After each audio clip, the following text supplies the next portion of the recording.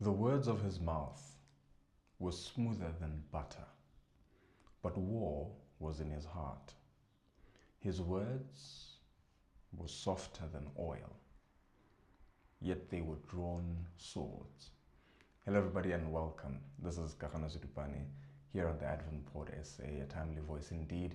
And here we are all things biblical analysis on the current events. And that is a verse taken from Psalms chapter 55 verse 21. It remains to be seen whether or not these words hold true as the evidence unfolds. So we heard testimony from one General Sibiya at the Adhoc Committee on Parliament, and there were some interesting revelations through his testimony. And I will say that as somebody who has to state their case, they made proper, diversions. They made proper statements to probably discredit other witnesses that have stood in front of the committee. But be that as it may, it remains to be seen what will be the final outcome. I want to then go into looking at how the story contrasts very closely with how Absalom, the son of David, maneuvered his way back into the kingdom. Remember in the previous video we talked about the role of Joab in David's life. Now let's talk about the role of Absalom, David's son. David's son Absalom was very angry after Amnon had, taken advantage of his blood sister, and Absalom was angry that David didn't do anything to bring justice to that situation. So he just banished Amnon, and at a certain feast, people were drunk. Absalom took the opportunity and killed his own brother. Anyway, moving forward, Absalom obviously ran away and he couldn't go back to, Jerusalem. So he asked, to go away, and he went away. And obviously David couldn't do anything because now he's sitting with a situation where two of his sons are convicted criminals in a way, and there's nothing he can do. They're his own blood. But what's fascinating to me is his return.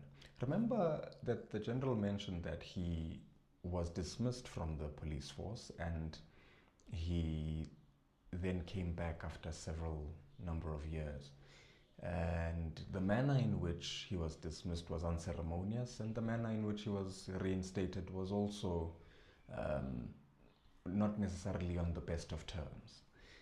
Anyway, be that as it may, the story around Absalom returning, he does something very weird and interesting, and this is found in 2 Samuel from chapter 14 roundabout, 14 and 15. He makes the people believe that he will be a better judge than his father David. So he goes around the nation and says, look, if I were judging situations that you guys bring to the king, I would be a better guy to do this, And then he consults Joab and he says, Joab, I want to, come back into Jerusalem and see my father.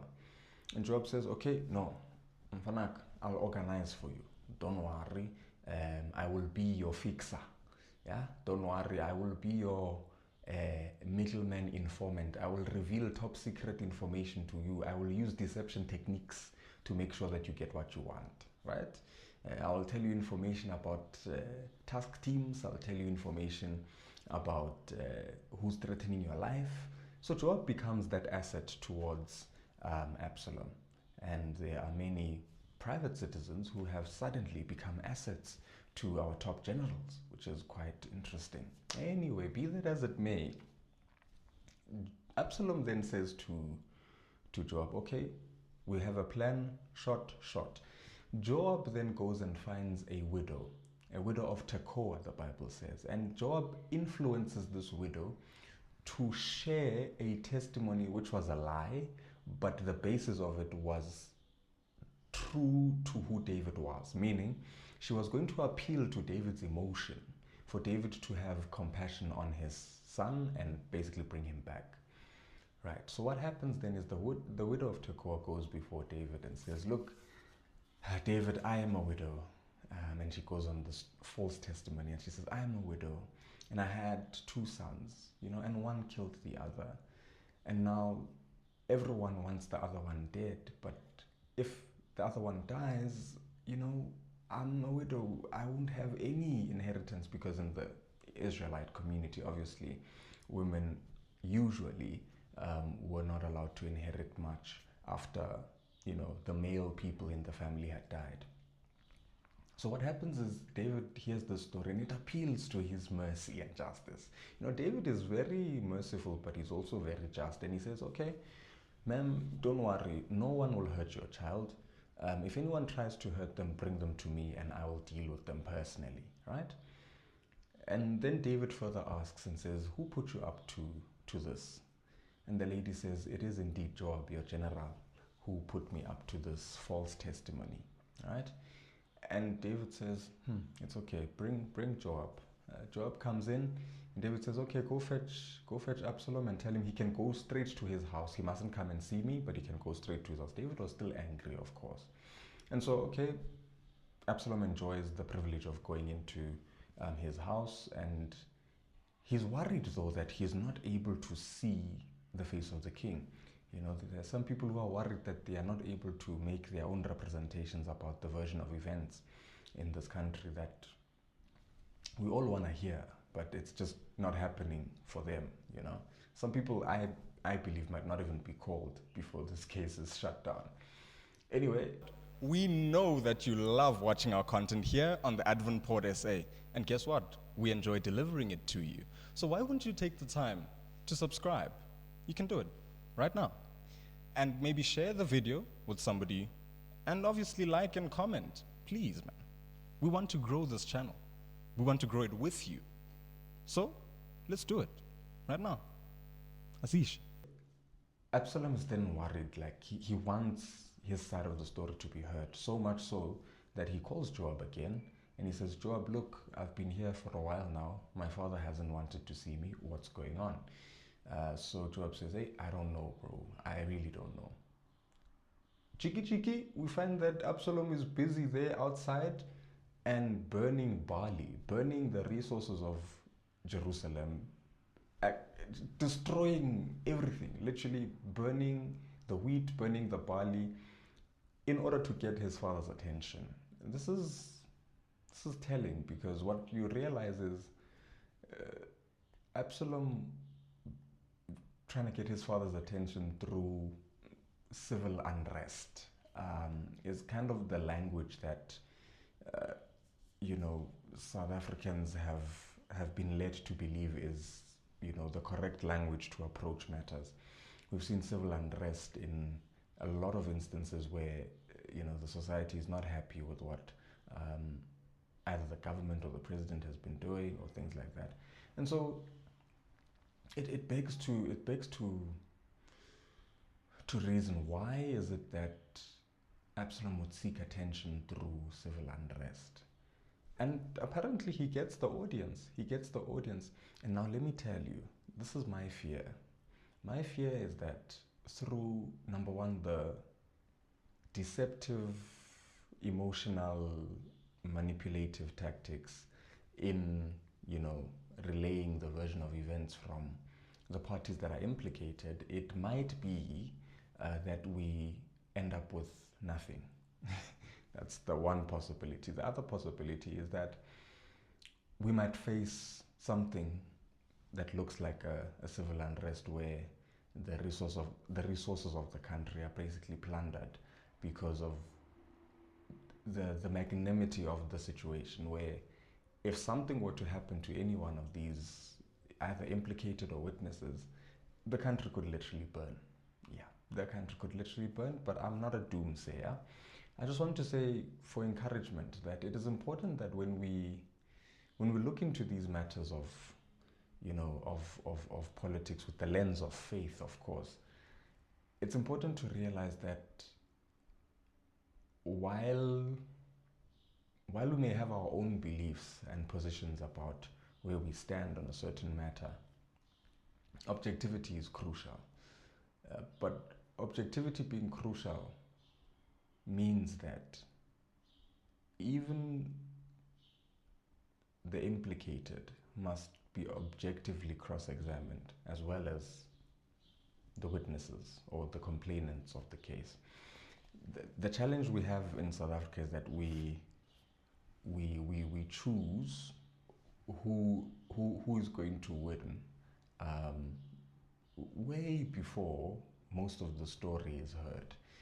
But in this case, the facts that are debated are the facts surrounding the actual events of the letter that was sent out in New Year's Eve and the ramifications thereof. Obviously, there are other side issues where characters are being assassinated for, point scoring, to one up your testimony, you have to assassinate someone's character a bit to make sure that, you position yourself in a way that looks as if you are a victim, and, it looks as if you've served with brilliance and you're being chastised for, your excellent service.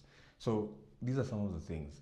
And then there's the association with fixers. Association with fixers is very problematic, because what we realize is they come into one's life at very inconvenient, awkward times. Why would a fixer be at a Cape Town hotel, for example? Why would one, entertain constantly communicating with a fixer? There are things that just don't make sense.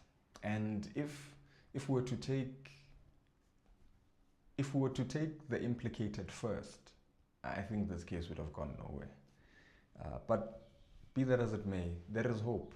There is hope for our Christian journey. Through unraveling and unpacking these stories, we realize that God is both merciful and just. The fact that He has allowed all of this to happen does not mean that He is unloving, unkind, or not good.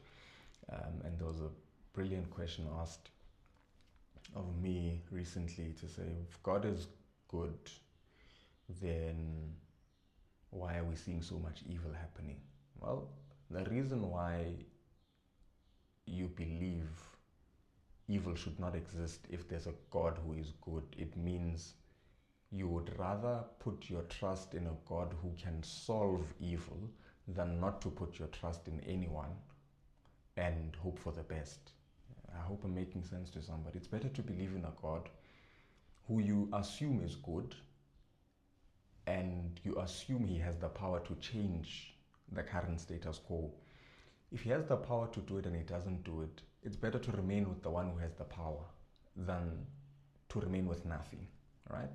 So you'd rather nag Him to do something about the situation than have no one to run to. So that's the encouragement for today. And I just want to end off with this last side note. Apparently the CRL Commission, which is the commission that deals with the religious, cultural, and, those kinds of things. And they apparently are pushing, again, a narrative that there must be regulation of the Christian sector. I don't know if it's only the Christian sector or all of religion as a whole, legislated by government. And previously it was thrown out, and now it's back again, thanks to the commenter who raised this, by the way. I'm not happy. We're not happy with that. As Christians, we know very well how legislation, if it plays into religion, it's just a disaster. So religion is a matter of conscience, and it should be kept as thus. It can't be legislated. It can't even be suggested by law that it self-legislate, because there are implications to that. And when the law or the government finds it convenient for them to, say, for example, institute one day of worship for every Christian religion, it is problematic, or every Christian denomination, it is problematic. As I have actually been to a university campus, I will not mention which one for fear of them being victimized, where the campus administration said that everyone in this campus who is Christian in the societies should worship together on the same day. And that is problematic because the students then said they are now forced to leave campus, spend a whole lot of money, and go to other churches in the surrounding areas. And they can't enjoy the privileges of worshipping on campus, which is one of the privileges provided to them by the Constitution. And this freedom of association and freedom of religion, as well as conscience. And this is problematic because we don't want a situation where students now start facing persecution at university. I mean, they're still young. There's a long way to go for their careers to mature and develop, and yet they want to follow God and fear Him. So it's a very uncomfortable position that they find themselves in. We were there, I think, at the end of August, and it was not good. The stories we heard about the victimization from administration down to the university. Of course, there might be a reason, a logical reason as to why they're doing it, but it is not in the interest of the Constitution. So some of these things, if legislated in this way, do you see how they can be problematic? So CRL Commission, yeah, we don't agree. Keep your recommendations about that legislation to yourself. We are not passing it through Parliament. Anyway, we have come to the end of the show. We've come to the end of the show. I know I touched on a few things, but the main thing is stay true. Stay true. And subscribe, because that is also you staying true to what you believe in. And I hope to see you on the next episode.